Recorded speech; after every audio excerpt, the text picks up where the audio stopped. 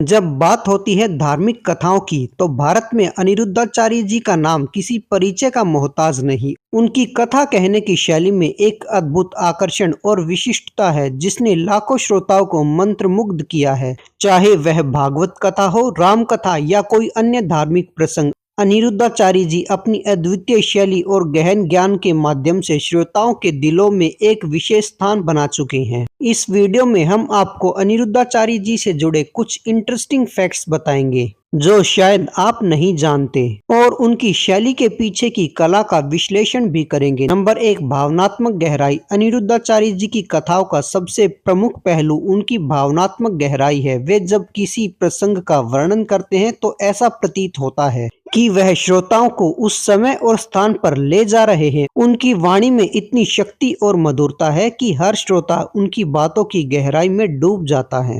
उदाहरण के लिए जब वे भगवान कृष्ण की बाल लीलाओं का वर्णन करते हैं तो ऐसा लगता है मानो नन्हे कान्हा वृंदावन की गलियों में खेल रहे हों। उनकी आवाज की मधुरता और कथा कहने का भावुक अंदाज श्रोताओं को प्रसंग के साथ जुड़ने का अवसर देता है। नंबर 2, उनकी कथाओं में भाषा की सरलता और गहराई का संतुलन होता है। अनिरुद्धाचार्य जी की शैली का एक और महत्वपूर्ण पहलू ये है कि वे कठिन और जटिल धार्मिक अवधारणाओं को सरल और सहज तरीके से प्रस्तुत करते हैं। उनकी कथाओं में सरलता और गहराई का एक अद्भुत संतुलन होता है कि हर उम्र और आयु वर्ग के लोग इसे समझ सके। जैसे भागवत कथा में जो गूढ़ दार्शनिक विचार होते हैं उन्हें वे सरल कहानियों और उदाहरणों के माध्यम से प्रस्तुत करते हैं। इस प्रकार श्रोता जटिल विचारधारा को भी आसानी से आत्मसात करते हैं। नंबर 3, संगीत का अनोखा संयोजन। अनिरुद्धाचार्य जी की कथा कहने की शैली में संगीत का अत्यंत महत्वपूर्ण स्थान है। उनके साथ एक समर्पित संगीत मंडली होती है जो हर कथा के दौरान भजन और कीर्तन से वातावरण को भक्ति में बना देती है। जब वे कोई भजन गाते हैं तो उनके संगीत श्रोताओं के हृदय में गूंजने लगते हैं। उनके द्वारा गाए गए भजनों में आध्यात्मिकता और भक्ति का अद्भुत समावेश होता है